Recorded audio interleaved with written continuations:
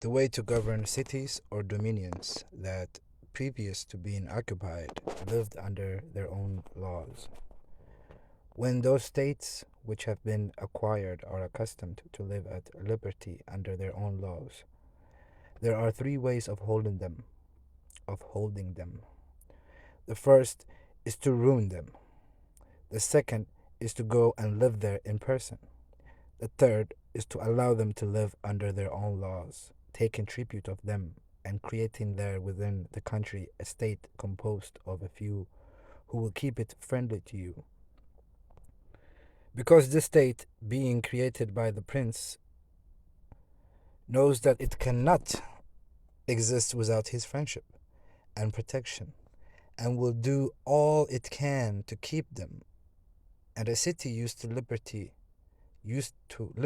can be more easily held by means of its citizens than in any other way. If you wish to preserve it, there is the example of the Spartans and the Romans. The Spartans held Athens and Thebes by creating within them a state of a few people. Nevertheless, they lost them.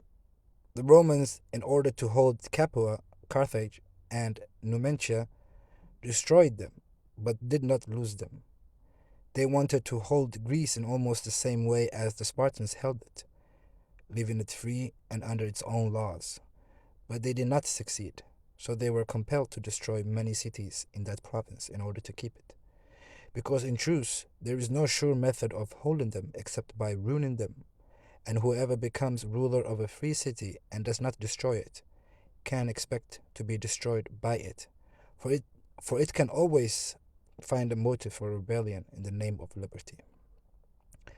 And of its ancient usages, which are forgotten neither by lapse of time nor by benefits received. And whatever one does or provides, so long as the inhabitants are not separated or dispersed, they do not forget that the name and those usages, but appeal to them at once in every emergency, as did Pisa after being so many years held in servitude by the Florentines. But when cities or provinces have been accustomed to live under a prince, and the family of that prince is extinguished, being on the one hand used to obey, and on the other not having their old prince, they cannot unite in choosing one from among themselves, and they do not know how to live in freedom, so that they are slower to take arms, and a prince can win them over with a greater facility and establish himself securely. But in republics there is greater life, a greater hatred, and more desire for vengeance. They do not and cannot cast aside the memory of their ancient liberty, so that the surest way is either to destroy them or reside in them.